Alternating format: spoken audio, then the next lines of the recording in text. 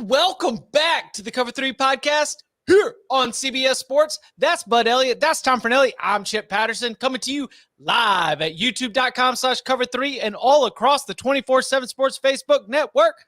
Thanks for hanging out. Smash that subscribe, smash that like, come and join us in the chat. Woo, boys, it's been a day. We have had the SEC East. Georgia takes control from start to finish against Tennessee. They are looking fantastic. Lots to get into there. We just saw Brian Kelly have his first iconic moment since his family going for two to win the game in overtime against Alabama, notching a great win for the Tigers that yes, puts them at the front of the SEC West. A two-loss team in the college football playoff. Better get your mind around it. We'll get into that as well. The Clemson Tigers fell all over themselves and got bowled over against Notre Dame. And that's only just like a small piece of this. Texas takes down Kansas State. The TCU survives against Texas Tech after trailing in the third quarter. There is so much to pull apart here, but I think we got to begin with the SEC on CBS game of the week. Danny Cannell's not here. So I guess he doesn't get to do his, like, you know, I took on the 1 versus 2, you know, celebration. Tom, do you want to get us, like, you actually called this. You said, we'll know in the first quarter how this goes. We all called this, Bud Elliott as well, when he said, what happens in red zone possessions? Because when the scoring opportunities are field goal, interception in the end zone, guess what? You're not going to win the game. What'd you make of Georgia's win against Tennessee? Take away the explosion plays and the big plays from Tennessee and see if they could figure out a way to beat you by putting together long drives. Georgia's plan, Georgia executed it, and Tennessee couldn't. And we saw, like, the one thing we haven't seen a whole lot of this year when Tennessee plays is we haven't seen Hendon Hooker pressured. Hendon Hooker was pressured, and a lot of his throws were off because of it. They were coming up short. They were high. They were off to the left. And then when it started to rain, his accuracy was even more of a problem. As amazing as he looked all season long, and at the back half of last season, he looked like Joe Milton today. Like, so it was terrible for Tennessee's offense, obviously. And then on the other side, Stetson Bennett was just, I mean, Georgia at times was looking like Tennessee. They were, instead of being outside the numbers, they were throwing deep down the seams and hitting big play after big play after big play. And on the other side too, like, I can't remember if I mentioned it on HQ or if I said it on the show here when we were previewing the game. Like, I know we focus on the big plays in the passing game that Tennessee has put together all season long, but everything they do was still predicated on the run game. And if you take that away from them, it becomes much easier to stop that overall. Today, Tennessee, 94 yards rushing on 42 carries, 2.2 yards per attempt. Georgia took it away, and it becomes so much easier to defend them when you do that. Before garbage time, if we're going to define, you know, like the final 10 minutes of that Tennessee-Georgia game as garbage time, Tennessee did not have a 20-yard pass play. Nope. Not one. They only had 5 plays on the entire day that were more than 10 yards. Georgia physically whipped them, and they also mentally whipped them.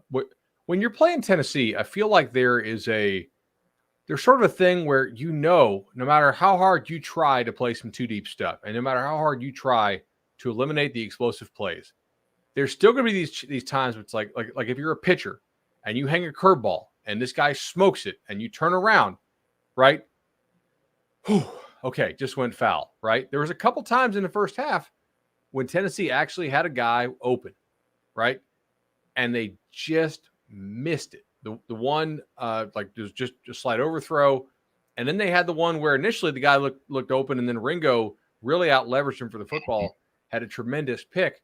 But Georgia was pretty damn determined to not allow the explosive play over the top and see if Hendon Hooker could be accurate inside the short area. Now, that's not to say he's not an accurate passer, but that was something that most teams had not been able to do to them so far this year. And I mean, like we talked about, they were 100% in goal-to-go situation touchdowns. Non-garbage time. Right, non-garbage time. Thank you, Chip. That was not going to be sustainable. But at what rate would it normalize, right? Would they would they get down there a whole bunch of times and maybe score touchdowns at like a 70 or 75% clip, right? If they had 5 chances, I mean, are they going to put up, 31 points, 4 tutties and a field goal? And Georgia really just beat them physically, but also I thought Georgia found ways to mess with their protections with some of those simulated pressures, right? Like they were bringing guys from all over, but they weren't outnumbering Tennessee for the most part. Like you didn't see Georgia bring a lot of 7, right? They would bring 5, but I do think it made Hooker process where the 5 were coming from. And I thought that allowed Georgia maybe a half-second count to go and get them. They also won physically with a light box, which to Tom's point about taking away the run, I mean, that was key. The interior defenders for Georgia being able to eat up gaps and stop the run with 5 was huge. I thought that was another key point that you just touched on too, because like so much of what Tennessee does offensively is predicated on what Hooker's seeing pre-snap. Like you kind of know what the decision is, and then all right, I see the read, I see what the coverage they're in, because that's the whole point of us spreading everything out the way we do. And now I just know I got to see what this guy does, and bang, now that's what I'm going to do. But Georgia did such an excellent job of not letting him know what they were doing pre-snap, and it took him longer to process it once the ball was in play. And you can't really take that kind of time against the pass rush that they were facing against Georgia. It was everything was not going their way at all.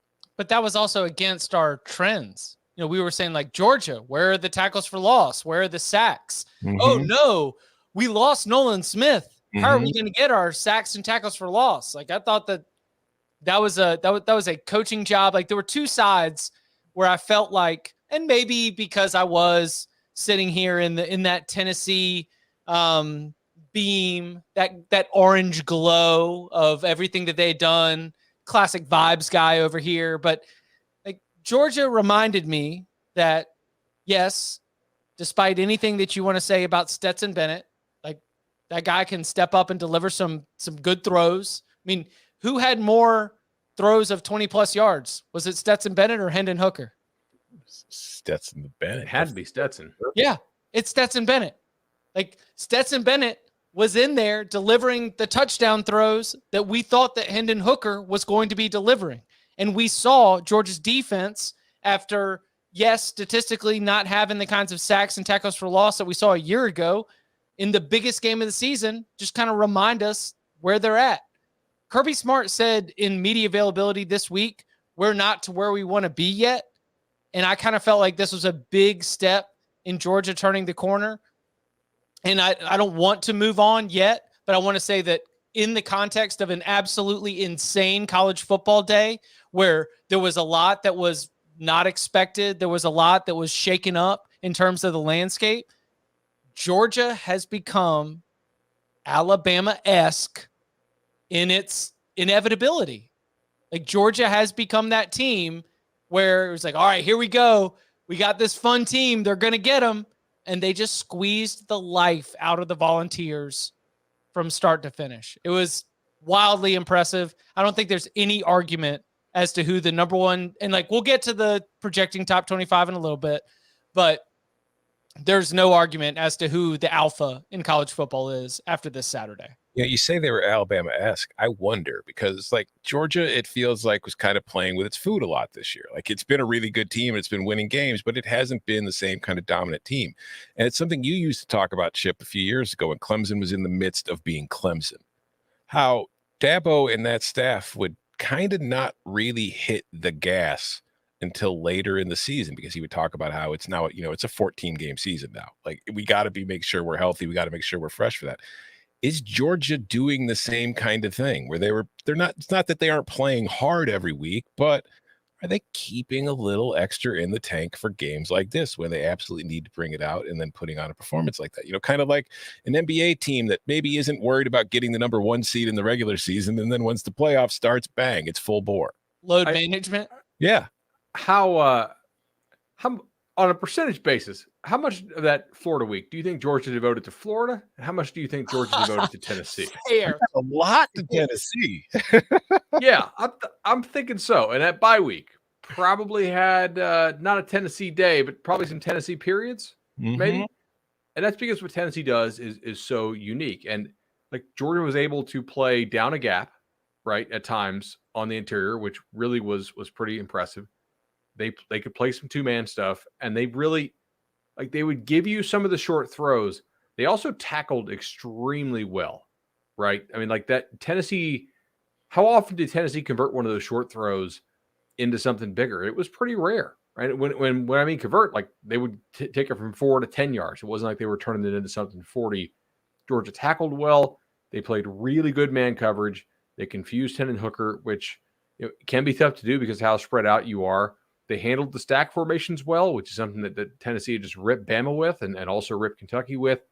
I thought their response to motion was fine. I thought they had a pretty good feel on Hooker's cadence. Not cadence, but like on when not. I don't mean like when he was going to call for the ball because they use their clap stuff. But what I mean is like when the play was actually going to go. And some of their late movement by Georgia, they really held it for as long as they could at times, and then showed it. They were impressive, man. And like defensively, yes, we need to credit Georgia's offense for ripping Tennessee's defense somewhat. But at the same time, Tennessee's defense, when it gets away from Knoxville this year, has been hot trash, right? Like if Pitt does not lose Keaton Slovis, and Pitt's offense is bad, if he doesn't get knocked out of that game, there's a pretty good chance Pitt hangs like mid-40s, ish on them. They were running the ball up and down the field and throwing it on them, kind of the same way Georgia did for the first 40 minutes of this game. Did Hendon Hooker lose the Heisman today? Yes. Ooh. No doubt.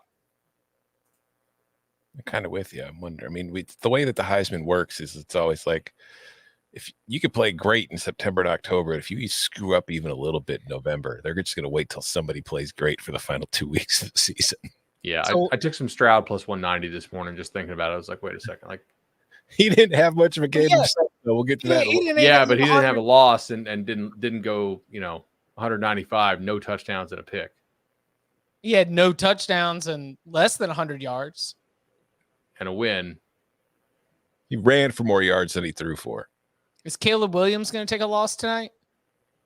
No, USC's up 13-7. Okay. I don't think the upsets are done. Oh, Nostrachipis over here. Nostrachipis is what? Nostrachipis just took an L on a Clemson under that hurt real bad. Oh, we talked about this pre-show. I was like, somebody had this, and it was. Yeah. Trash. Now, hey, congratulations, Marcus Freeman. You've got Isaiah Foskey hurt because you decided that you were going to just get out there and let Dabo go get a feel-good touchdown. Could have run the clock out instead of throwing a touchdown to Michael Mayer. Anyway, that can be for another time. We need to talk about LSU because that to me feels like a monumental win in a lot of different ways within the context of the season, within the big picture of the LSU Brian Kelly era. Like, I do not think that this is a red herring. I think that this is fairly significant. Let's stick with the game itself. What did LSU do that impressed you the most from this? Make Bryce Young hold the football. Yeah. It kept everything in front. It covered. And it goes back to like one of the things we've talked about with Alabama all year. They don't have the dudes at receiver that they've normally had the last few years. And that leaves them in the passing game kind of having to throw underneath to Gibbs or other running backs out of the backfield and to their tight ends. And they can't stress defenses outside the numbers, at least not consistently. And LSU do that. LSU kind of did a very good job of keeping everything in front. It was putting pressure on Bryce. He seemed hesitant to run. He didn't seem quite confident in what he was trying to do. There were some times where I thought if he'd have made the decision a second quicker, he probably gets the big player. If he takes off running, he gets the first down. Instead, he would get tackled and, sacked for a loss or whatever. It's just they were flustering him all night. He had a terrible game. I mean, he had the huge play, the 41-yard touchdown to Ja'Cory Brooks. He made plays on the stretch to get Alabama back into the game, but he was still overall 25 of 51 for 328. He had the touchdown, started the game with an interception. Alabama drives down the field, first possession of the game, and again, it goes right back to it. He's in the pocket. He's flustered. He starts to run. He could have probably just walked into the end zone. And then for some reason, he decides to stop and throw the ball, and he throws it behind his target. I can't remember who it was, but it's picked off, ends the first possession. And that was kind of just a sign for how the entire night was going to go for him. So there's a coordinator in this game, right? Well-respected, popular name, NFL experience, should be getting a lot of hype for coaching jobs. and his name is Matt House. He's the LSU defensive coordinator, right? They did such a good job with their sim pressures You tonight. should have sold Bill O'Brien more if you were trying to do like the real, like, there, you should Got have. a cleft chin.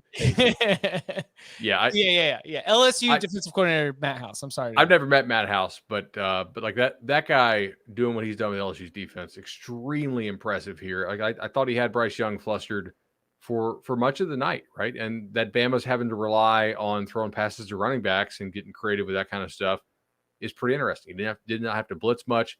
He used Harold Perkins extremely well. If an NIL deal had something to do with that, money well spent, man. That is a hell of a get for the Tigers. Harold Perkins is, if he stays healthy, that's a 3-and-out first round, linebacker there. Tremendous job, like looping him off the edge. And you rarely see Bryce Young confused like he was. They played sticky coverage. They minimized the weakness at times of their corners. And I was impressed, man. That was quality. But also, like, LSU made nice adjustments in the second half, right? So in the first half, I thought LSU was trying to run their normal stuff offensively, and Bama really was eating your lunch. Like, I had first half under here, and I was like, yeah, this is playing out exactly like I thought, right? LSU tackles probably can't block Bama's edges one-on-one. Jalen Daniels is not able to process all these reads as fast as he wants. They're trying to run a lot of this four-wide stuff, or at least send, like 4 men out in the route. And in the second half, they used a little motion a little bit better. They went to more 6- and 7-man protections. And I really thought LSU made the better adjustments in the second half than Alabama did and got the win. So what's next for Alabama? They might lose because they barely beat Texas on the road. They beat Arkansas on the road pretty convincingly, but they lost to Tennessee on the road, and they just lost to LSU on the road. And where are they next week? On the road at Ole Miss. Is this Saban's last year? Worth considering. Yeah, I mean, I feel like this amount of talent not getting it to the playoff is, I think it's really just. Does Bama look well coached to you? I thought it was so symbolic tonight, man, on the 2-point conversion out of a freaking timeout that they had to take. Had the extra guy. They still had 12 men on the field. The guy's running off before LSU runs it in. Like, to me, Bama does not look as well coached as they have been. Bama's best win is a squeaker in Austin over a 3-loss Texas team when Ewers got knocked out, right? It's like when you look at this team, it is still clearly one of the best teams in the country. Most talented. Yeah. And definitely one of the best. Yeah, I agree. It's not going to be in the playoff now, but comparing it to what you're used to seeing from Alabama, it's not that good. Like, in the context of Alabama, this is one of the least inspiring, least impressive Alabama teams I've seen in a while. And I feel like No. Say what you said in Slack. in the context of Alabama, this Alabama team is cheeks. It is bad. It is not. The C in Crimson Tide stands for cheeks. Mm-hmm. And I feel like last year they were better last year, but they were still the same kind of little things that was just like, It's like coming off of 2020 and even in 2019 when LSU won the national title, I just feel like there's been a slightly downward trend every single season. Agreed. So LSU's remaining schedule, because LSU has a win against Ole Miss. LSU has a win tonight because they've got the tiebreaker on both of them. No, I'm asking if you trust LSU to be able to win 2 road games at Arkansas, at Texas A&M. At Arkansas, yes. Arkansas lost to Liberty. Texas A&M, yeah, but I think that, I don't think it'll be easy. I think that A&M will be easy. Just watching them today, I don't think they have it. That looks like a dead team walking. Transfer portal A&M problem. Yeah. Well, A&M had the flu today as well. Yeah. Right. The transfer portal flu. Is that what we think that was? No. My sister, her kids got like the there flu. is no reporting. That's just me sitting around like, yeah. Mm-hmm. You don't want to get hurt because you're checked out. That makes sense. Like, what are they going to be favored at Arkansas? 9? 9 to 10, probably. Yeah, like what was Bama at Arkansas? Like 14, 15 and a half?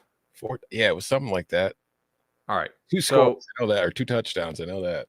Clearly, they're not going to make Bama's power rating over what, or they're not going to make LSU power rated higher than what Bama was going into that game. So, yeah, they'll probably be like a 10-point favorite. Arkansas has sleptwalked twice this year through these weird games. And they kind of screwed around with BYU for about the first 35 minutes as well, if you recall. And that was back when we thought BYU was okay and we didn't realize how bad they are. I don't know. Like, I think that the overarching verdict, though, Chip, is if they don't go undefeated, I don't trust this Bama team to beat Georgia. No, Georgia's going to blow this Bama team out. See, that was my other take. Like, even if Alabama had won, I was going to come on here saying, can we please stop the 3 SEC team in the playoff crap, because Alabama is going to get its ass kicked by Georgia and Atlanta.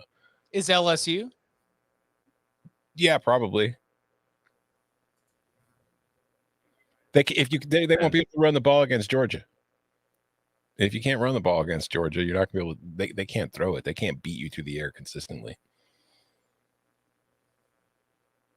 Yeah, I mean, most of their run tonight, though, like over half of their rushing yards were Daniels, right?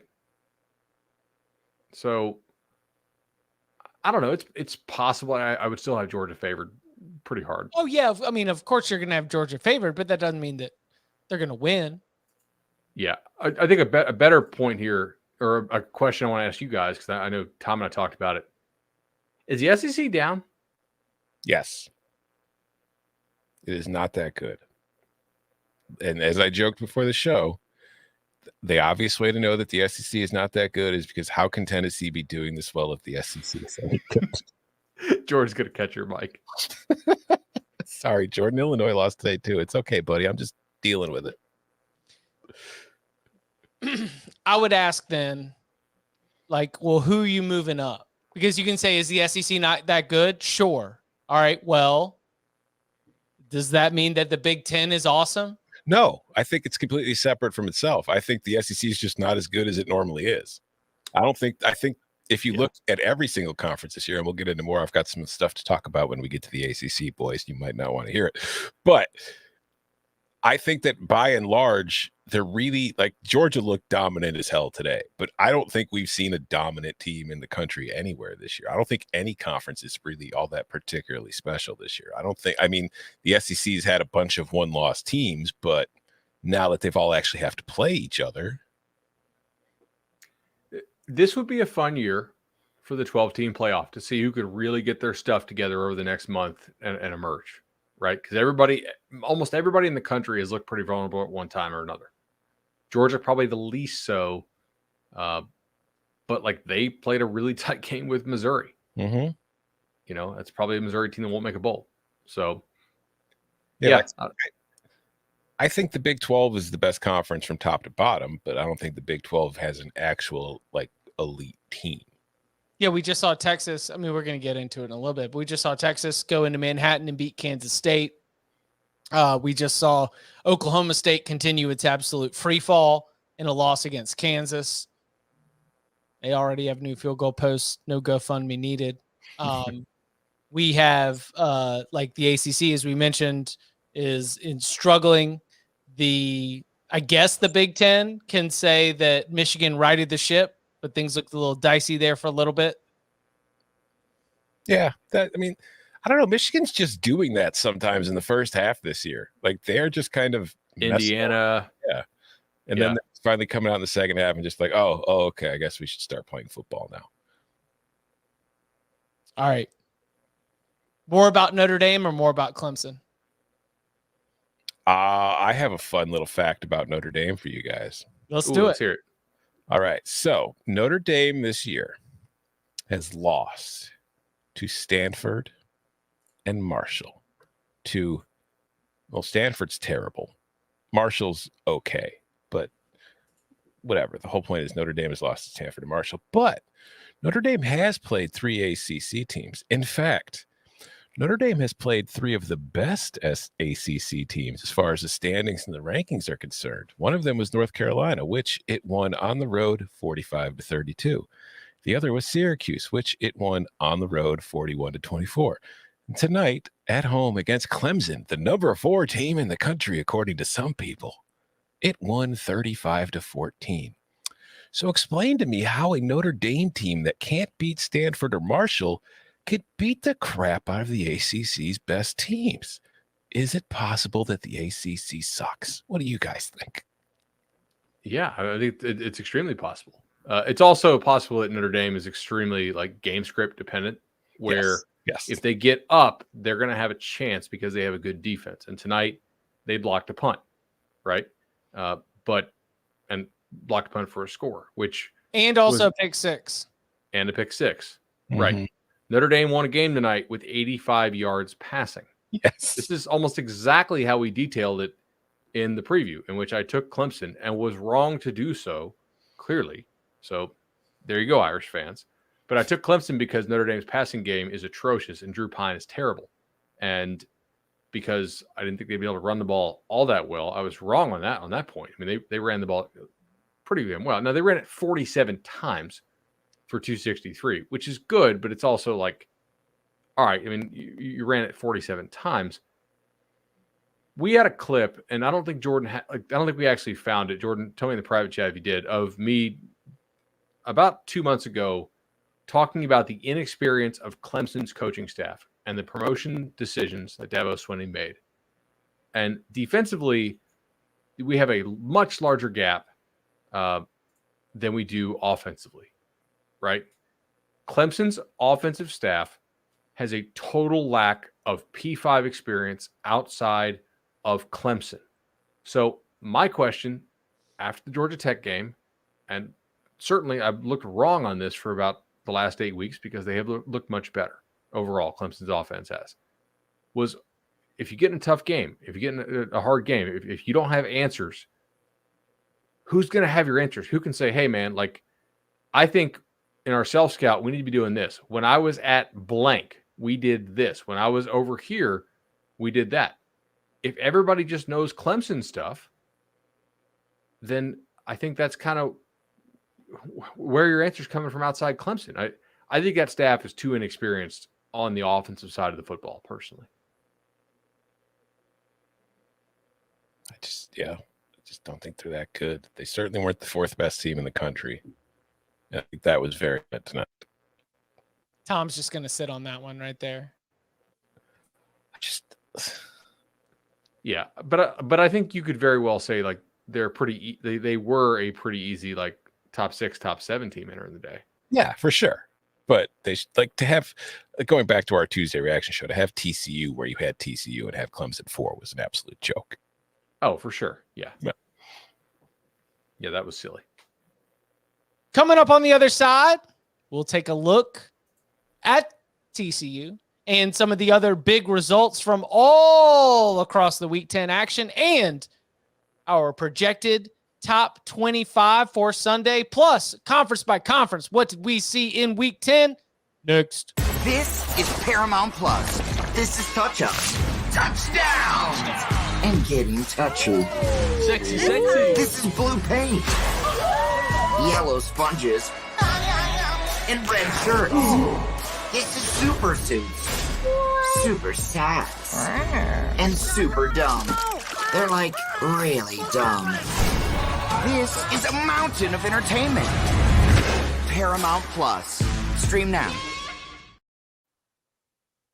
All right, so I'm trying to finish the top 25 right now as I project it. LSU. So one thing that is interesting that happens at this time of year is the AP voters, and this drives Bud absolutely crazy, are influenced by the College Football Playoff Selection Committee, and the College Football Playoff Selection Committee is influenced by the AP voters. Creates this sort of echo chamber of groupthink that, you know, can lead to very frustrating results. So LSU is number 15 in last week's AP poll. They were number 10 in the College Football Playoff Selection Committee rankings after beating Alabama in overtime Where do you think LSU is going to be? It'll be 5 in both. In the AP or in the playoff AP. rankings? We're going to do AP. Well, I mean, we can do both. I mean, this conversation. They're about to be the same. They're about to be number 5. Behind Michigan or behind TCU? It better be TCU, but it might be Michigan. Like, I think it'll be Georgia, Ohio State. Well, actually, it could be both Michigan and TCU. I mean, how far do you think they're going to knock Tennessee down? I've got Tennessee dropping 8th? to 5. So you got Tennessee staying above Oregon. Yes. But Oregon played in the afternoon, so they'll have seen them. Oh, wait, they're playing Colorado, so no, they won't. I've got LSU coming in behind Oregon at number 7 in the AP poll. Yeah, you're right. With TCU at 4. So I've got Georgia 1, and like part of my lead is that Georgia's going to do a stranglehold on the number 1 spot. Because the last couple of weeks, we've had those number 1 votes where it was last week, Georgia 30, Tennessee 18, Ohio State 15. Tennessee and Ohio State tied for second in the AP poll, but Tennessee had a slight lead in first place votes. I have to assume that given the way that things went for Ohio State in a 21-7 win at Northwestern, that Tennessee's 18 first place votes are almost entirely going to be going to the Georgia Bulldogs. Georgia takes hold of number 1. There is no debate there, and probably jumps to number 1 in the CFP rankings as well. Ohio State at 2. Michigan moves up to 3. I've got TCU moving from 7 to 4 in the AP poll. Tennessee drops to 5. Oregon moves up to 6. And then I've got LSU at 7. You want to take? Yeah, of course. That is the reason why our microphones are on, Tom. Good point. I was going to wait until we talked about the games, but you're talking about Ohio State will be 2, Michigan will be 3. Michigan should be higher than Ohio State at this point, if I'm being honest. I think they're a better football team right now. Doesn't the Notre Dame become a quality win for Ohio State now? Yes. I guess, but just watching Ohio State in its last 3 games, and like I know today's game was played in a crazy kind of weather, and they're dealing with injuries. They didn't have Henderson or JSN again today. But like offensively, man, they're not crisp. They can't run the ball. They were able to run the ball early in the season when they weren't really facing any decent defenses. They weren't able to run it against Iowa. They struggled to run it against Penn State. They couldn't run the ball today against Northwestern. It's just they kind of look soft on the offensive line. And I'm just sitting there looking at that matchup when they play Michigan at the end of the year, assuming they're both still undefeated, and I think they will be. I'm kind of leaning toward Michigan again.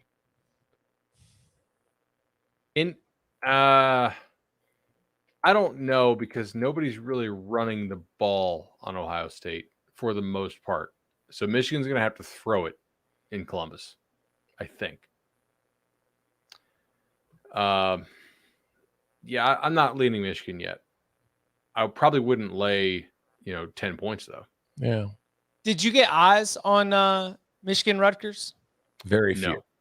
Okay, me neither. That's Rutgers blocked a punt. I do know that, and that was a score, and that's kind of how they got up early. And yeah, I was live blogging LSU-Alabama, so it was very much like just keep an eye on that one. But once it got out of hand, I kicked it off too. Later.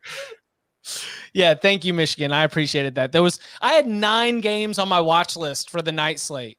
I was bananas trying to keep hold of it all. And honestly, I just had to let go of the NFL Network game of the night, Houston and SMU, because there were too many touchdowns there. Too many touchdowns, too many commercial breaks. Sorry, can't keep hold of that all through the way. Elsewhere in the top 25 as we continue on this before we go conference by conference, I do near the back end of the rankings, I got to think Coastal Carolina is going to finally break in.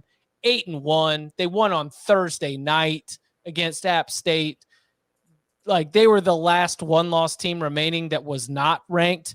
Liberty will move up after being 23 in last week's poll. Also 8-1 with the 21-19 win against Arkansas. I do not think Kansas State falls out of the polls. Tom, I do not think Illinois falls out of the poll even after what? It might. It's Illinois. If it loses, they'll knock it out. And honestly, after the way they played today, I won't be upset if they are. So I've got Oklahoma State falling out. Fair. Yeah, Wake falling. Yes. Wake falling out. Syracuse falling out. Oregon State falling out. Mm-hmm. So And Replaced honestly, by Coastal. Coastal, as Cincinnati gets back in. What? why? No, come on. No, Oh, Chip. Like Texas, Kentucky, Texas, Florida State, Notre Dame. So Notre Dame, Kentucky. I don't know Kentucky. I'm not. You can't do Kentucky. You can't do Kentucky ahead of Cincinnati. Cincinnati's Kentucky Cincinnati last week. Cincinnati was number 20 last week before they lost to UCF by 4 points. Yeah, and then Yeah, Kentucky but they got wildly outplayed. Not that voters watch, but like Voters didn't watch, and they were still. They were. So what did I have? They were still the 29th team in voting points last week, even after the defeat. and Cincinnati isn't good at all. you think they're Like not a top 50 team. You think when they're box score scouting for the bottom of their ballots in the morning, they're going to be like, "Ooh, Cincinnati beat Navy 20-10. I'm going to put them back in."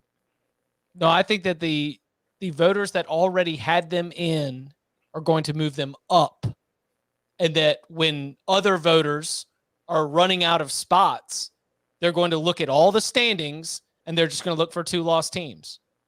I'm going to say that Texas, Kentucky, Notre Dame, and Florida State all stand a better chance of being ranked ahead of Cincinnati, as does Baylor. I've got Texas at 19. I think they jumped the line with the win against Kansas State. So do I. But I'm just saying those teams I would give a higher chance of being ranked tomorrow than Cincinnati. I've got Notre Dame making a splash at 18. 3-loss team break. What That high? you're gonna put them behind Liberty? In a pick six? You're gonna put Yeah, I'd have them like 22, 23. yeah, but I'm saying, are you going to really put Liberty ahead of Notre Dame? I don't know. I mean, Liberty only has 1 loss. Notre Dame has what, 4, 3, something like that? Probably 3. The Fighting Irish have a very difficult profile to balance because they have wins against Clemson, North Carolina, and Syracuse, but also losses to Marshall and Stanford. And the question is, do you look at the losses or the fact that they're 6-1 in their last 7? The way you said that made like it sounded like you were actually the voice of the committee. Boo court. Like your delivery there was great. Yeah. Man, if Notre Dame's 18, I just on Poll Assassin on Monday, I want to do a most fraudulent top 20 team so we can all just yell Notre Dame. Yeah, like that's they have a good defense and a terrible offense. Kansas State has 3 losses. Texas has 3 losses. Like they're back in. The bottom of the poll is going to churn. Mm-hmm. And it's going to churn with 3-loss Power 5 teams. Which fan base will be the most angry about being unranked on Monday? Cincinnati. No, Cincinnati fans are not going to get that angry. Baylor. Maybe Baylor, because Baylor. Listen, I was going to save this one for the Big 12 anger, but they had a banger of a game that I only tuned into late. But it seemed like it was awesome. It was a fun game, yeah. I didn't catch much of it. Okay, elsewhere in the rankings, let's see. Big movements. Yeah, I think that's about it because we still have USC in action, still have UCLA in action. That creates a little bit of a log jam in the middle. Utah, Penn State, North Carolina all held serve. Tulane held serve. So it's a total crapshoot basically from 19 to 25. And then up at the top, how high will LSU go? It's the biggest question. Did you say how far you had Alabama falling? 8. So only 2 spots. Yeah, I've got them ahead of Clemson, even as a 2-loss team. But, Clemson. You have them over Oregon? Yes. No, I've got Oregon. No, I've got Oregon ahead of LSU, ahead of Alabama. So it's like Tennessee at 5, Oregon at 6, LSU at 7, Alabama at 8, Clemson 9, USC 10, depending on how things go. I don't know. Like I guess I could sit here and say that Alabama's not played like a top 10 team throughout the year, but then you're going to say, all right, who has? And it's a great counter by you. So I'm not going to say that.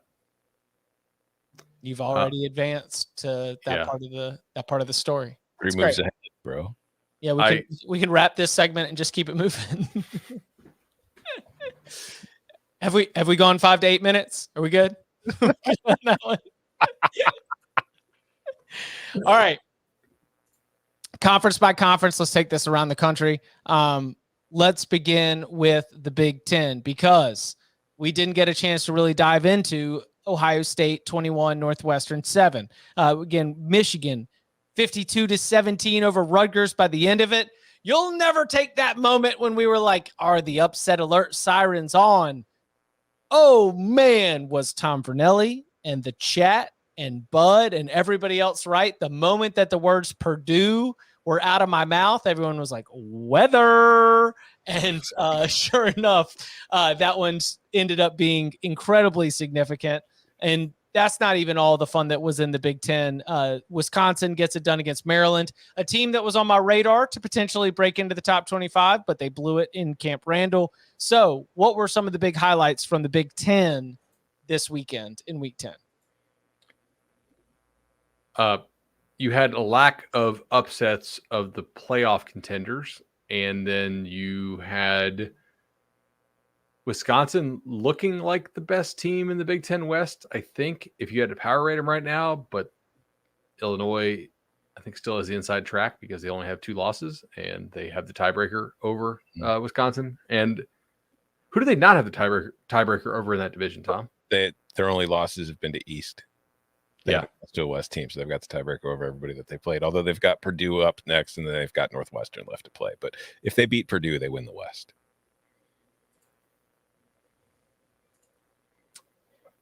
Big Ten takeaways. My Big Ten takeaways are that Illinois should learn how to finish drives in the red zone. Minnesota is the weirdest team in the world to figure out. Because during the first half of that game against Nebraska, they looked like butt. I was texting. I was in the group chat. I was like, these guys are fraudulent. And then in the second half, they started playing like the Minnesota team that we saw early in the season. So it was like, okay, so I don't really know what the Gophers are. Iowa all of a sudden can score points. But like that, we mentioned Chip, Purdue. You took Purdue game with 50-mile-per-hour winds. It was raining. So that's going to kill Purdue's passing attack. It's what they do. You can't do that in that kind of weather. But why could Iowa all of a sudden? Is it maybe the thought that Spencer Petras is better in the wind because when he misses his target by 10 feet, the wind blows it back to him? I was just thinking, like, if you're that bad and you don't rely, like, it's fair to say that Iowa does not rely on a lot of precision passing, right? That the wind is less likely to affect you, I think. So maybe it's that. I just thought it'd be tough for them given the whole, like, it's very windy thing going on. But anything else from the Big Ten? Just again, like I touched on earlier, I don't think Ohio State is nearly as good as I thought it was anymore. I think it's still a very good team. It could still win the Big Ten. It could still be undefeated. But I don't think like I did earlier this week on HQ, they had me do a mock college football playoff if it was the 12-team playoff this year based off what the rankings were. And I had Ohio State winning it. If I was to do it tomorrow, I would not have Ohio State winning it. In the Big 12, TCU, again, 34-24, thanks to 3 fourth-quarter touchdowns against Texas Tech. They remain undefeated. Texas goes and gets the win against Kansas State to remain in the Big 12 title race. Oklahoma State finds itself decidedly out of the Big 12 title race after a loss at Kansas. And Baylor, as we mentioned, goes and gets the 38-35 win against Oklahoma. Tom, you were texting about Iowa State, West Virginia. I did not have any eyes on that one. So, number one, I think we have to say, while the potential of a second half collapse again on the road for Steve Sarkisian was avoided, got a little bit tense there for the Longhorns. What did we make of Adrian Martinez coming back into the game? He giveth and he taketh away, right? That's on my notepad. Adrian Martinez giveth and he taketh away. What do we think about Texas's 34-27 win? Honest I watched a ton of this. Oh, sorry. Go, Tom. Sorry, I want honest to God, when Adrian Martinez fumbled the ball, I had a tingle go down my spine, and I just thought of like how an Oregon fan must felt because Adrian Martinez became Adrian Martinez again. When does Bo Nix become Bo Nix again? Oh man. Look, Texas probably should have put this thing away in the first half. Roshan Johnson had a huge run. Oh, the and punch then- out? Yes, Mhm. the punch out. I mean, this could have been, what was it at half? 31-10?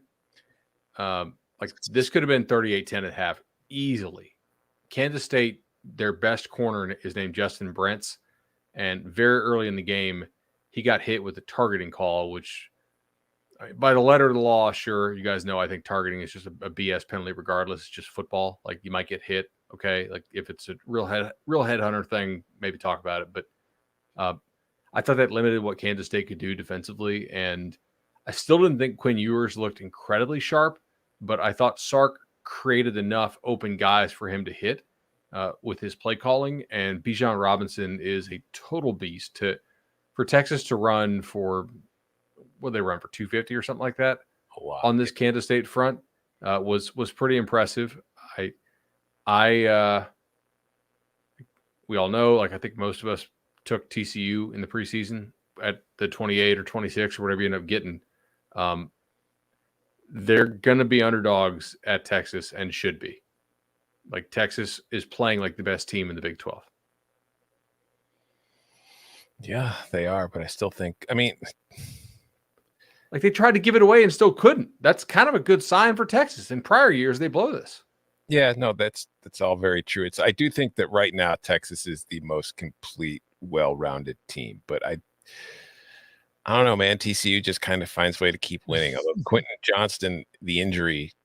Do we know what the the severity of that is? That's like if he's out, that really hurts them. Although they've got enough of the lead in the division or in the league where they're going to get to the Big 12 championship. It'll kill their playoff hopes more than anything. But I don't know. It's just like Texas to me, and I am the guy who says that Quinn Ewers is the most talented quarterback in the country. They are still a little too inconsistent offensively. And I think Bijan is awesome, but it's like if Bijan's not making it happen for them, they are struggling to get it done. And I wonder if that will impact them. Although again, against TCU with that defense, maybe not. Although I do think TCU's defense has played better the last few weeks. Yeah. Johnston went down in the first play of the game. Mm-hmm. Like that, Feldman reported that he apparently had come into the game with an injury.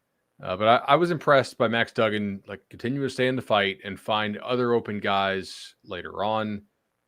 I will say the other thing is, like, as Tom has mentioned several times, TCU does seem to play all these defenses or all these quarterbacks rather, and they lose their quarterback. With Texas Tech, though, I feel like that doesn't actually apply because Texas Tech has 3 quarterbacks and they're all just somewhere between below average to decent. Like none of them are special. Morton's a true freshman who last week was 11 of 33. So to me, I'm not really sure it's the same thing as like when Kansas State lost both of their guys, I guess. As we turn our attention to Pac-12's like still kind of in action, but did you get any eyes on Oregon and Colorado, Utah, Arizona, or Stanford hates fun and Stanford hates defense as Washington State jumps out to a 42-7 halftime lead in Palo Alto? What'd you make from the Pac-12? Stanford got what it deserved. Shouldn't have benched the tree.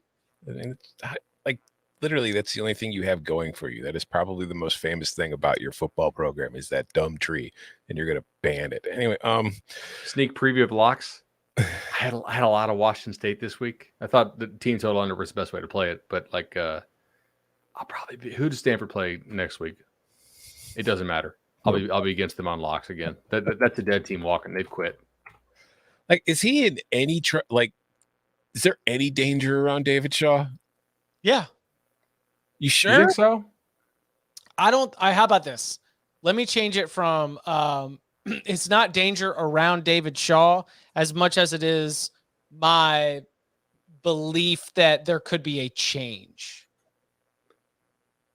They just lost so many guys to injury this year. They're kind of in that Boston College situation on the offensive line. They don't have any receivers to throw to. All their top running backs are gone. I've never heard of some of these guys, and I follow recruiting pretty hard, as you guys know. I'm like, who is this? Who is that? I don't know. So my belief is more like resignation, take another job, lateral move, NFL comes calling. Like if there Consulting in the NFL. So yes, just something where it's like I am frustrated that number one, and this is none of this is like sourced or reporting, but if I'm just to game this out right now, he is probably frustrated at some of the institutional challenges that he has faced, not only as it pertains to academics, but as it pertains to everything that has happened since the beginning of 2020 and the way that that university is operated. I cannot help but imagine that if the student body is trying to revolt against the administration because they can't party, that there's probably other hurdles that the football program is facing as well. And I got to think that if we've got this sort of like cultural, what do we want to be moment for the Stanford community, that the football program is not getting top billing. Like somebody floated to me, Harbaugh was able to like do some things that David Shaw might not be able to do. And I have no idea what that means and like what level. Oh, I do. Okay. Well, I don't know what that means or what that's hitting on, but David Shaw's frustrations along with the lack of success, I think could lead to some sort of change. So Chip, you know how this is. When the kids are just totally screaming, you got to like step outside and you get a work call. It's like, oh man, like this is actually, it's a nice reprieve from just the inner chaos of the house. And it was my buddy, and he runs personnel at a public school. And we were talking about the little kerfuffle that the NCAA created on Thursday, maybe it was Friday, with the whole like you can't take mid-year transfers anymore thing. And like, oh, that's right. Chris Hummer and I reported on this for 24/7 Sports, and ultimately, like the schools just laughed it off now because the NCAA just nuked it off the website. It doesn't exist on the website, and we're just like, oh, okay, huh. And then we saw some emails from some people on the football oversight committee that were like, yeah, not really sure why that was. It was basically either the NCAA just misinterpreted its own rule and issued clarification, or like maybe there was some pressure from some schools to put this in because athletic directors are worried about the APR, which is silly anyway because APR is going to be changing and is not really well tailored to suit the transfer world. Now, I'm bringing this back to Stanford, so just give me one more second, Your Honor. Now, Stanford, he said, and these other academic-based schools are screwed because as teams decide to take more and more transfers to get better on a year-to-year basis and plug holes, and these schools that have these high academic standards can't, they're just going to fall further behind. He's like, dude, Stanford's dead. Northwestern's dead. Like programs like that. And like, again, he's a personnel director. That's his opinion. Like, I'm not saying I totally agree with him, but if you're at a private school like that and you have really hard admission standards to take transfers specifically, how do you get better fast enough? What happens if you get a cluster of injuries or if you have a couple busts in a row? Other schools can go out and take kids. You have a really hard time of doing so. Stanford in particular, by the way, like they have kids transfer out because Stanford grad school doesn't play ball with Stanford undergrad. So you'll see good players on Stanford's roster have to leave and they can't play their final year at Stanford because the grad school won't admit them. Most schools will at least play ball with the grad school and put you in some kind of grad programs you can play your final year. Stanford doesn't do that. Nerds. I will, going rest of the Pac-12, I want to mention Bo Nix because I did kind of diss him earlier, but Bo Nix threw for 2 touchdowns, ran for 2 touchdowns, caught a touchdown. So another typical Bo Nix game in 2022. He continues to kill it. Oregon is destroying everybody in its path right now. And then also, let's talk about the rain shadow on Friday night. We did not get our river in the sky. We got wind. We did get the wind, which is all we needed. But we got a rain shadow, which is something I had never heard of until Friday night. But the undercast. Mm-hmm. Also, the crew on that game really thinks Michael Penix is the greatest thing of all time. Is it the Friday night crew that does all the UCF Potway, games? Yeah, it was Phil Potware and Carcaterra. Man, Okay, yeah. Potware loves him some Michael Penix. They get into their broadcast. I will give those guys like they're excited to do these games. Mm-hmm. Yeah. I got to say, Andre and I have differing opinions on Michael Penix. We both think he's got a very strong arm. After that, we kind of differ on our evaluation. I did not watch the end of that game. I was like, this game is not particularly good here. I was like, Chip, can we go to the ACC? I was gonna dovetail this into Boston College. Yeah, I mean, I was just gonna say one last time that that Oregon has Washington at home, Utah at home, Oregon State on the road, and I felt like everything that happened from Colorado was just practice. Yeah, Colorado's just a training game for everybody. They put Sewell at running back.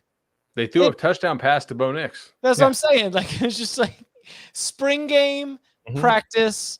All right, so Friday night, Boston College, Duke and Boston College, Duke Bowl eligible.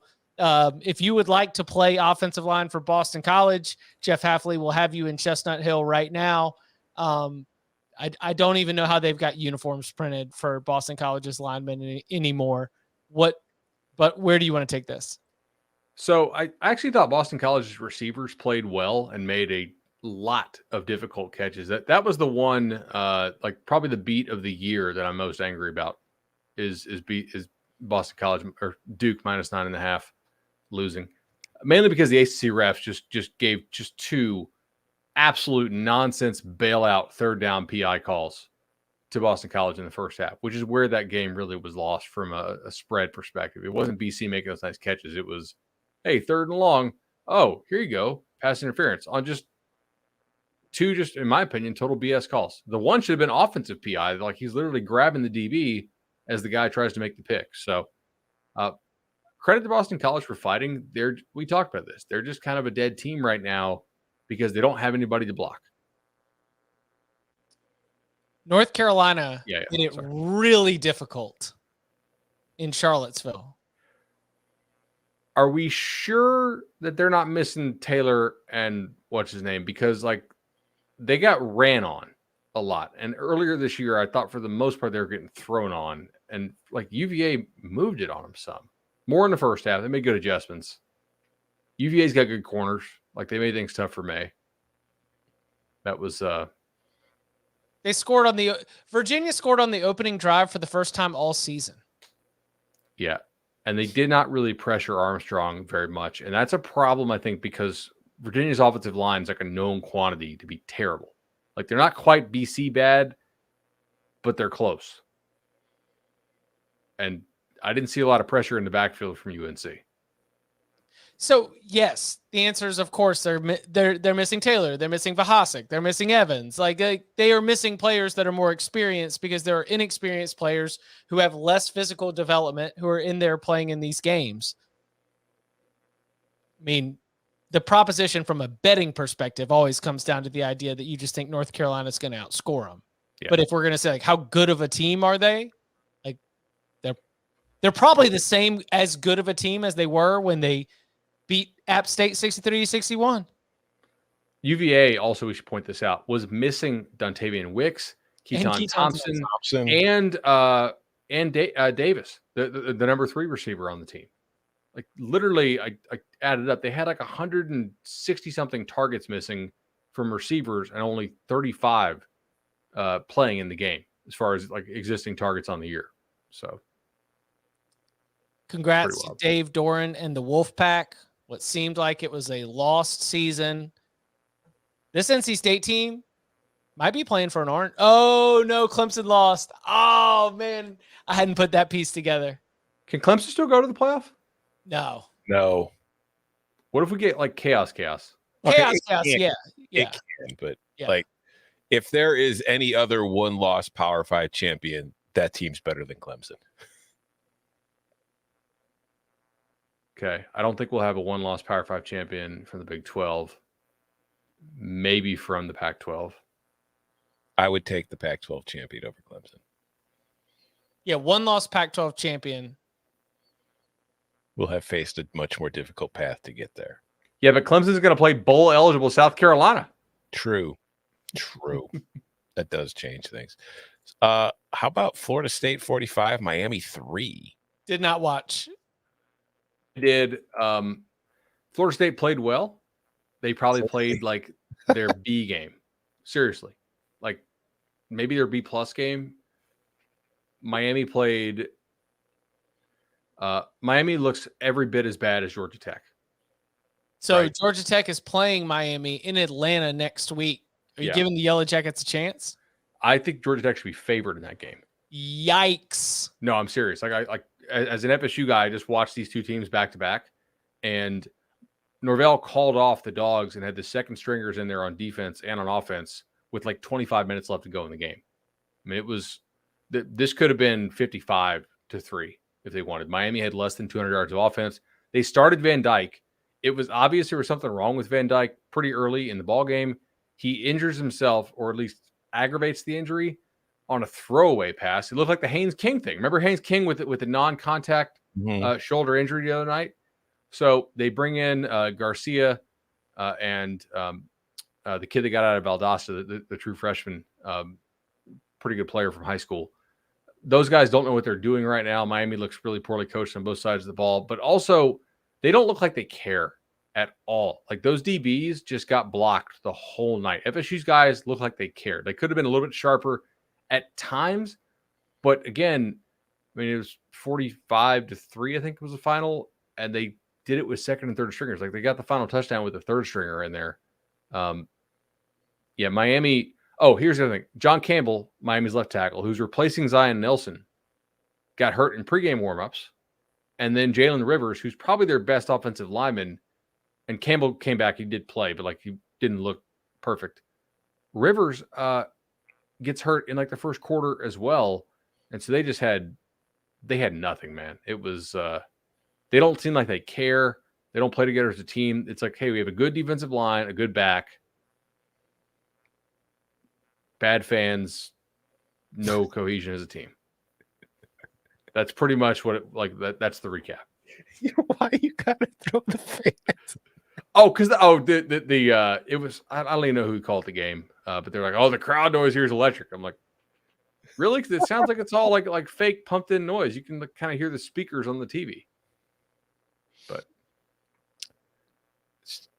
So is that team on to 2023 already? yeah, I think so. Yeah, okay. I think they've quit. They did not play hard tonight at all. Like it was go watch the touchdown that FSU goes up 21-3 specifically here. Like that's the one play I can point to where the DBs just do not give a damn. They're just like, yeah, block me, whatever. I don't want to get hurt. I'm not tackling. So we've got a pretty good audience going right now. We'll keep this going for just a little bit longer as we continue our path around the entire country. Why don't you do us a favor? Smash the like, smash the subscribe, hit the bell for notifications. You can get all of this great Cover 3 content whenever you want. Pitt 19, Syracuse 9. That's how you hit the biggest possible audience. Schrader did not play for Syracuse. Nope. Abaconda did not play for Pitt. Pitt still ran the backup quite a bit. Syracuse really couldn't do anything, and Pitt got a safety at the end. Panthers 5-4. Final stretch for Pitt includes a game against Miami. They will beat Miami. Miami cannot block Pitt. Again, congratulations to NC State, MJ Morris. First true freshman to start for NC State since Devin Leary? Phillip Rivers? Phillip Rivers. Really? Yep. It's been that long? Total guess. True freshman to start for the NC State Wolfpack. It is MJ Morris. He gets the 30-21 win. The Wolfpack improved to 7-2, 3-2 in the ACC. For Wake Forest, it is a disappointing little skid here. You follow the loss to Louisville with a loss to NC State which sets up for you probably beating North Carolina next week, right? That's the way this goes? Yes, for sure. Yeah. Like, I cannot believe that we're sitting here and NC State over 8.5 wins is still alive on the win total sheet. Considering everything that has happened. That should not be a thing, and it is. Well, hey, what's important is that my push on Tennessee under 8 is still alive. Oh, True. Jordan's paying attention. I'm going to eat it as soon as Tennessee gets that 9th win. I was hoping it was today, but it was not today. Speaking of the SEC, let's go ahead and get there. You mentioned bowl eligible South Carolina. We've already hit Georgia, Tennessee. We've already hit LSU, Alabama. Florida with a 41-24 win against the flu-ridden Texas A&M Aggies. Arkansas falls at home to Liberty. Mississippi State wins in overtime in a game that went to overtime against Auburn. Didn't see that. And Vanderbilt moneyline sprinkle sadly falls short as South Carolina is able to defend that early lead. What do we make from the SEC this week? What the hell, A&M? Like, again, this is 2 weeks in a row. I had the meme ready. Kevin Garnett screaming anything is possible. Iowa's got 24 points in the early third. Texas A&M's got 24 points at halftime. I'm just waiting for them to both hit 30 so I could send it out. And then neither of them scores again. They haven't scored 30 points in the FBS game since Halloween, Tom. Of 2021. Yeah. Oh, my gosh. What do you think Jimbo makes per touchdown in SEC play? Like $900,000. That's probably too much. It's got to, but it might be $100K. Jimbo to Auburn. No, Who says no? Alabama after Saban retires. Remember, we talked about that earlier in the show. Jimbo's going to take that job. Matt, what would Alabama fans' reaction be if Saban retired and Jimbo took the job right now? They'd be furious, right? I would. Yeah, they would lose their minds. Would Auburn fans be happy to get Jimbo? They wanted him in 2017.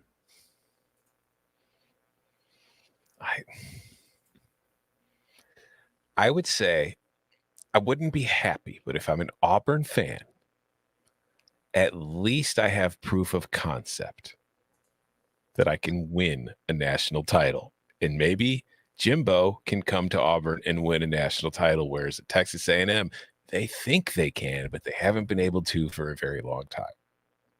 But no, I wouldn't be happy if I was an Auburn fan.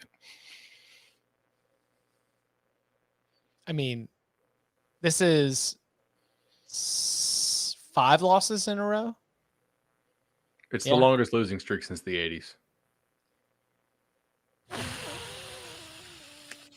Yeah. Now, look, in fairness, A&M has had a ton of injuries this year in a way that, like, no, we don't do fairness. Not at Texas A&M. And they did have the flu this week at practice. Like, they had a couple guys out. There's a real flu going on, so it is possible. But they should not be missing a bowl, which now they are going to, I think. Auburn, UMass, and LSU. And if they beat LSU to make a bowl, they're missing a bowl. They'll lose to Auburn. Who are we kidding? That COVID year is doing a whole lot of work for Jimbo Fisher at Texas A&M, man. I'm telling you. What's his record without the COVID year in SEC play again? It's about as good as your record picking Service Academy overs. All right, we're gonna go. Oh man, that was fantastic. Why do you hate America so much, bud? Why are you taking, like, have you learned your lesson yet? Army Navy's in a few weeks. What are you going to do? Well, I did look at my number for that because I looked at it. I was like, what the heck? Am I going to have to bet over on this? And initially I was like, but I think my number on that's like 31, Tom. And they're not going to hang a total in the 20s. So I probably will not be betting over on that. I will not. If they hang a total in the 20s, I will bet the over. But until they do, I am betting the under because after today, it is 43-9-1 since 2005. We had interceptions. We had missed field goals. We had turnovers on down. We had everything that we needed to be able to make this happen. Did you see? Wow. So the troops. All right. Did you see the end of the Kentucky game? No. Amazing. Okay, so this was one of the win games of the day. Kentucky gets up 14-3. They totally just like step on it, and Missouri comes all the way back. Kentucky then either takes the lead, or this is the drive where they took the lead. But anyway, they snap the ball over the punter's head, right? He rushes back to get it. Okay. Now, here's a rule. As long as you're within the tackle box, even on a punt that is now 15 yards deeper than you were initially standing, like he's standing in his own end zone, basically, you can still rough the punter, Tom. So Missouri lost this game because they roughed the punter about 35 yards deep of where the initial line of scrimmage was, which allowed Kentucky, like it was a 45 net yard game from where the roughing occurred, beyond the line of scrimmage, 15 yards, etc. Now, I feel bad for the punter because to me it looked like he broke his leg and he had to leave on the cart. So that looks like that thing looked like it hurt a whole lot. It's at least a bruise, if not a break. I'm not a doctor. But yeah, Kentucky ends up winning the ball game over Missouri. Drinkwitz was like just beside himself that could possibly be a rule, but he was between the hashes, which is technically inside the tackle box. I guess you can't rough the punter if he's outside the tackle box. Yeah, because then he becomes a ball carrier. Right. Okay. Yeah. Is that why they do the shifts sometimes with the punter? Mm-hmm. And I'm supposed to be our special teams coach. I told you I really only need to be in charge of vibes. Okay. I need somebody else to do the offense, somebody else to do the defense. You can call me special teams coach, but it's really just vibes. Chip's like, I'm a special teams coach. He's just on the side. They go kick it through them things. There you go, buddy. Come on. You can do it. I believe in you. Listen, you've done this so many times. Okay. This is no different. This is no different than any of those other times that you've done this. You got this. Anything outside of the power, we've only scanned the Power Fives, but as we boast often, we are not we don't only focus on the SEC. We don't only focus on the Big Ten. We don't only focus on the Power Five. We try to give our love all across the board. It doesn't always happen on Saturday night because of our, work responsibilities and live blogging duties at CBS Sports HQ and otherwise. But anything else from Saturday that we want to go ahead and get to before we get out of here? SMU 77, Houston 63. Shout out to Matt Norlander, who offered the anecdote that Houston might not allow 77 points in basketball throughout the entire conference schedule. And I think he's right. SMU had 13 drives, scored touchdowns on 11 of them, but one of them was at the very end of the fourth quarter to end the game when they were kneeling it out. They had one punt. And honestly, Houston had a pretty decent defense up until this point. I have a fun fact here.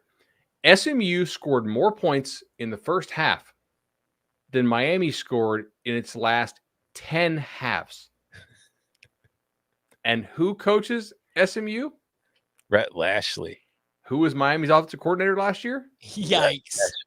Yikes. That's brutal. Who's Miami's offensive coordinator this year? That is Broyles Award winner, Josh Gaddis. Yep. And then Michigan offense sure looks like it's fallen off a cliff. All right, so question here. Did you guys watch Troy? No. No, we guessed that it was going to be minute 70 that you mentioned this game. It was minute 74 that you mentioned this game. All right, so Troy gets down 17-0, and they don't do a damn thing on offense the whole day for the most part. And then they scored 24 points in the final frame and blank Louisiana on the road to not lock up their division, but I think they basically have ULM and somebody else left who they really should beat. Maybe Texas State ULM. So shout out Troy on that. And also, like, I know we mentioned Let's Coastal. go.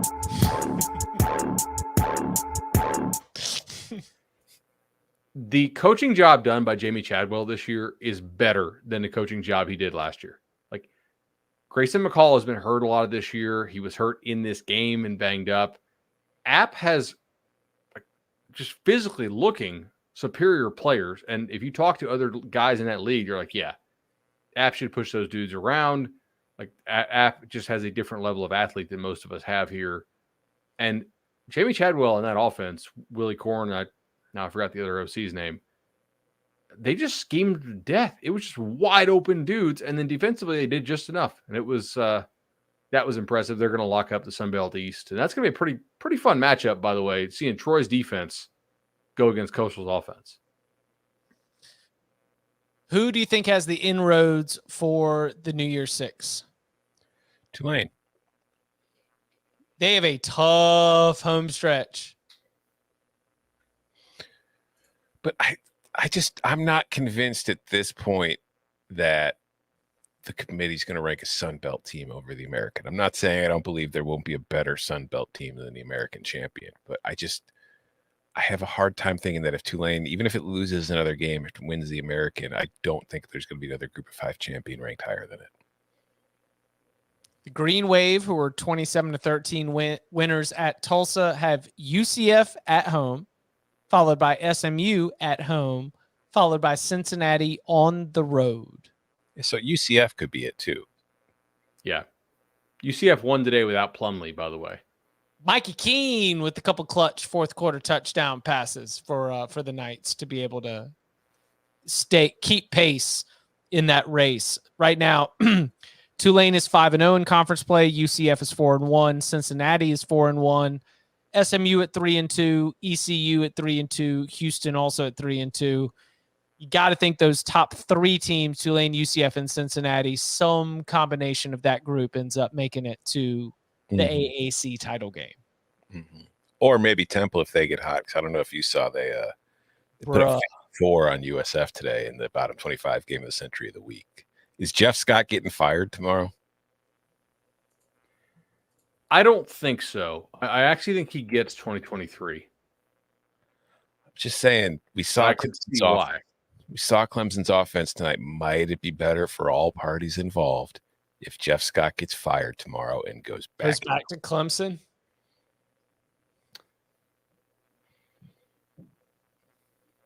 I mean, that's a very Clemson move. Like, we just got done talking about how you need Power 5 experience outside of Clemson's coaching staff on this offense, and so they go rehire somebody who has almost only Clemson experience. They've got one win against an FBS opponent under Jeff Scott, right? Or is it Power 5? No, I think it's FBS. FBS, yeah.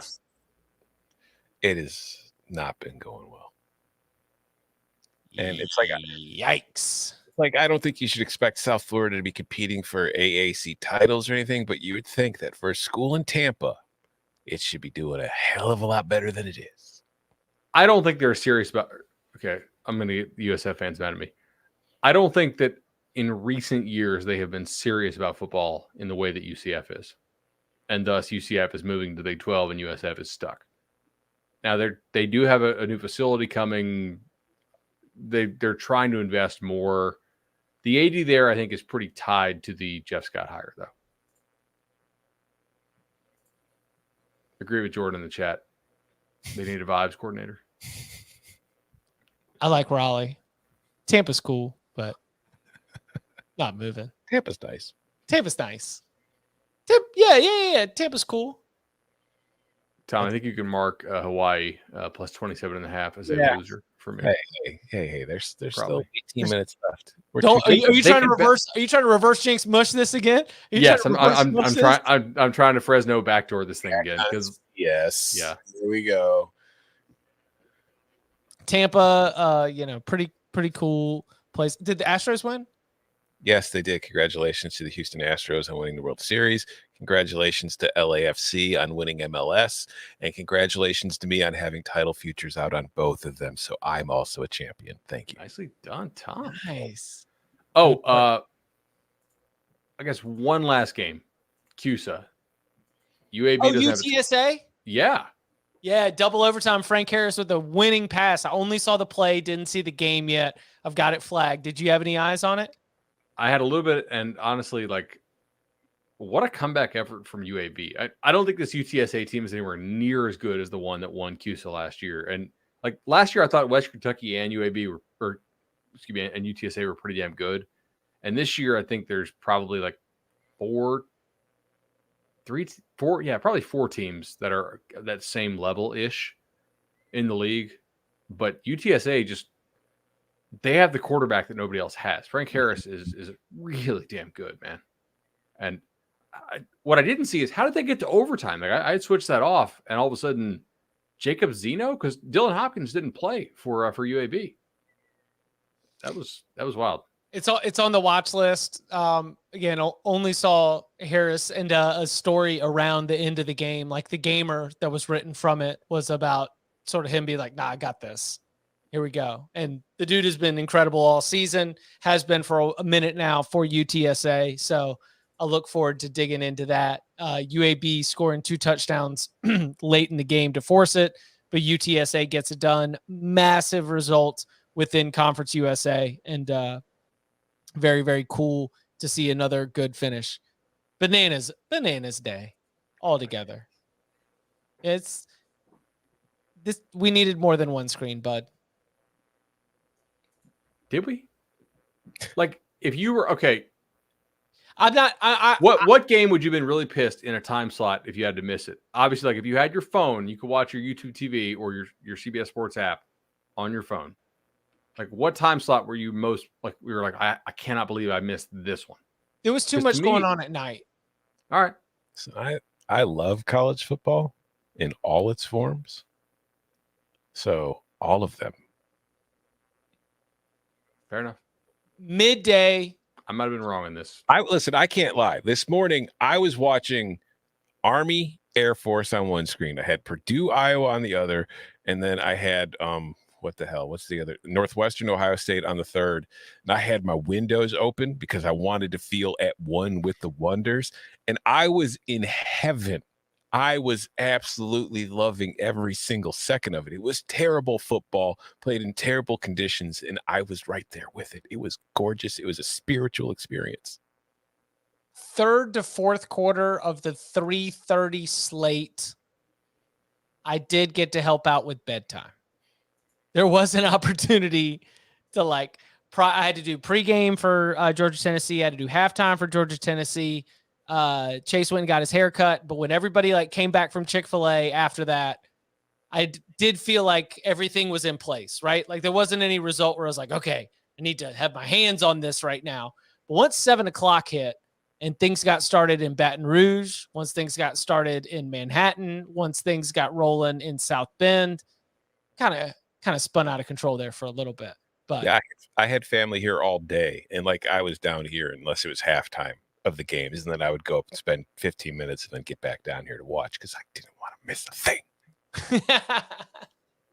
I think I was probably wrong about that overall, but Florida State Miami was a bad game. Clemson-Notre Dame was a bad game, right? Kansas State Texas honestly was pretty sloppy, and just kind of both defenses look kind of crappy. So I don't know, like the two really big games to me delivered.